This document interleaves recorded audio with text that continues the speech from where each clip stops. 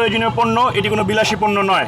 এবং একটি পণ্যের উপরে কয়বার ট্যাক্স বসানো যায় এটি আমাদের একটু জানার ইচ্ছা আছে। কেননা এই একই ধরনের মোটরসাইকেল যখন আমাদের পার্শ্ববর্তী দেশগুলোতে অনেক কমে পাওয়া যায়, 1 লাখ 1.5 লাখ টাকার বাইক ঢাকা শহরে কিন্তু আমরা 3 থেকে 4 লাখ টাকায় কিনি।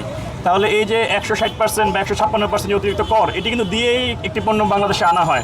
এরপর আমরা এখানেই শেষ নয়, আমরা যখন মোটরসাইকেলটি পারচেস করি, আমরা কিন্তু রেজিস্ট্রেশন করি, সেখানে 12 থেকে 22 হাজার টাকা পর্যন্ত আমাদের লাগে। এবং প্রতি বছরে কিন্তু আমরা আসলে এখানে কিন্তু ট্যাক্স দিই, 2300 থেকে 3300 টাকা আমরা ট্যাক্স দিয়ে থাকি। তাহলে একটি পণ্যের উপর আসলে কয়বার ট্যাক্স দেওয়া যায়? আরেকটি বিষয়, আপনারা জানেন যে মোটরসাইকেল কিন্তু অত্যন্ত নিত্য প্রয়োজনীয় জিনিস। কেননা এই মোটরসাইকেল কারা চালায়? বেশিরভাগ আপনারা দেখতে পাবেন যে মোটরসাইকেল কিন্তু রাইড শেয়ার করার জন্য চালায়। একজন পিজা ডেলিভারি, সে কিন্তু মোটরসাইকেল চালিয়ে তার পারিবারিক খরচ মেটায়। তাহলে এই মানুষগুলোর উপরে যদি কর আরোপ করা হয়, সেটি আসলে একদমই মানুষের পেটে লাথি মারার মতো।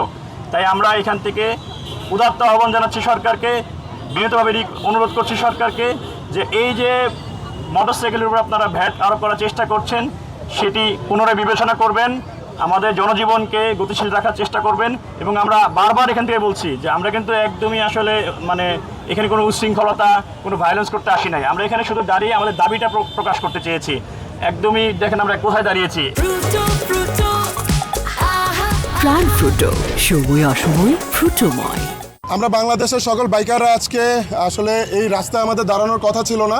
আজকে আমাদের কথা ছিল আমরা কেউ ব্যবসা প্রতিষ্ঠানে থাকবো বা আমাদের চাকরিতে থাকবো, কিন্তু আমরা বাইকাররা আজকে আমরা রাস্তায়, আমরা এই ওয়ার্কিং ডেতে আজকে আমরা রোদের মধ্যে আমাদের কেন দাঁড়াতে হয়েছে?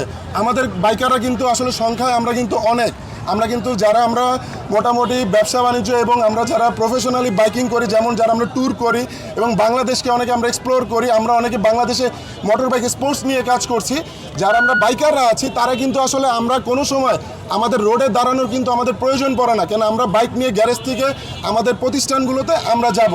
কিন্তু আমরা বর্তমানে আমাদের এই কিছুদিন পর পর আমাদের এই বাইকাররাই শুধু আমরা অবহেলিত হই। বাংলাদেশে বর্তমানে কিন্তু এআই প্রযুক্তিতে মামলা হচ্ছে, আমরা কিন্তু সেটার প্রতিবাদ করার জন্য কিন্তু আমরা রাস্তায় দাঁড়াই নাই। আমরা কিন্তু দাঁড়াইছি আমাদের নির্দিষ্ট একটা দাবির কারণে। এআই যেই পদ্ধতিটা চালু করেছে, এটাতে বাংলাদেশের বাইকিং এবং বাংলাদেশের ট্রাফিক যে শৃঙ্খলাটা সেটা কিন্তু ফিরে আসবে। কিন্তু আমরা কিন্তু সেটার প্রতিবাদের জন্য দাঁড়াই না। আমরা দাঁড়াইছি কেন? আমরা দাঁড়াইছি আমাদের ছোট্ট একটা দাবি, সেটা হচ্ছে আমাদের ট্যাক্স এর একটা দাবি। আমরা এমনি যখন বাইকটা কিনি তখন 5 লাখ টাকার বাইক, 3 লাখ টাকার বাইক কিনি আমরা 7 লাখ টাকায়। সেই বাইকে আমরা রেজিস্ট্রেশন করি 21,000 টাকা। 2 বছর পরে আমরা যখন সেই বাইকটাকেই আবার আমরা ট্যাক্স দিতে হয় আমাদের 5,000 টাকা। এখন বর্তমানে বাংলাদেশে এত বছর পরে আমাদের হায়ার সিসি বাইক আসছে, সেই বাইক আমরা এখন বর্তমানে আমরা অনেক কাঠকোরপুরে আমরা সেই বাইক এখন আমরা ইউজ করতে পারতেছি। কিন্তু বর্তমানে আমরা এখন যদি সেই বাইকগুলোতে ট্যাক্স আমাদের 5,000 থেকে 10,000 টাকা দিতে হয়, তাহলে ভাই এটা আমরা এমনিতে আমরা মরার উপর খাড়ার ঘা। তারপরে তেলের দামের যেই অবস্থা, আমরা আসলে বাইকারদের বাইক বেচে আমরা এরপরে আসলে অটো কিনা চালানো ছাড়া আমাদের আর কোনো মনে হয় আসলে গতি নাই। আমরা আজকে আমরা এখানে শান্তিপূর্ণভাবে কেন দাঁড়িয়েছি যে আমরা আমাদের বাইকের উপর যে অযৌক্তিকভাবে যে 2,000, 5,000, 10,000 টাকা করে ট্যাক্স নির্ধারণ করতে চাচ্ছে সরকার, আমরা এই শান্তিপূর্ণ মানববন্ধনের মাধ্যমে আমরা এটাই জানাতে চাচ্ছি সরকারকে যে আমরা এই ট্যাক্স দিব না, এই ট্যাক্স দিতে আমরা রাজি না। কারণ কি, আমরা বাইকটা যখন কেনার পরে এটা আমরা যখন বিআরটি থেকে আমরা রেজিস্ট্রেশন করাই নেই, তখনই আমরা রোড ট্যাক্স, সব ধরনের ট্যাক্স দিয়ে আসি। এখন আমি দেখলাম যে একটা নিউজে দেখলাম যে আলোচনা হচ্ছে এরকম যে একটা টকশোতে যে ঢাকা শহরে প্রচুর পরিমাণে হায়ার সিসি বাইক চলে, ইদানিং 250 সিসি, 300 সিসি, 350 সিসি। তো তারা কিছু লোক প্রস্তাব করছে যে বাংলাদেশের লোকদের, ঢাকা শহরের লোকদের আর্থসামাজিক অবস্থা অনেক ভালো, ওদের যদি আর্থসামাজিক অবস্থা ভালো না থাকে তাহলে হায়ার সিসি বাইক কীভাবে কিনে? এখন আমি ওই নীতি নির্ধারকদেরকে বলতে চাই, আপনারা থাকেন ঢাকা শহরে, ঢাকা শহরকে দিয়ে যদি আপনারা পুরা বাংলাদেশকে বিবেচনা করেন তাহলে কি হবে?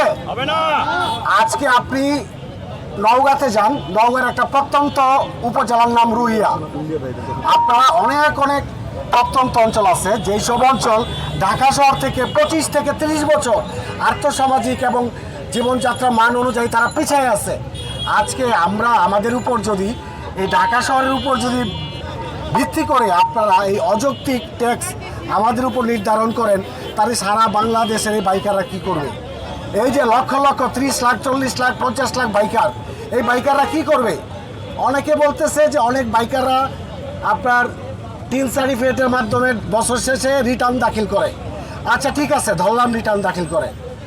এখন এআইটির মাধ্যমে যখন রিটার্ন দাখিল করবে এই 2000, 5000, 10,000 টাকা, তখন এটা মাইনাস করে দিবে যখন বছর শেষে দাখিল করে। তো ভাই আপনাদের কাছে আমার প্রশ্ন, পুরা বাংলাদেশে এই যে 40-50 লাখ বাইকার, তার মধ্যে রিটার্ন দাখিল করে কত %?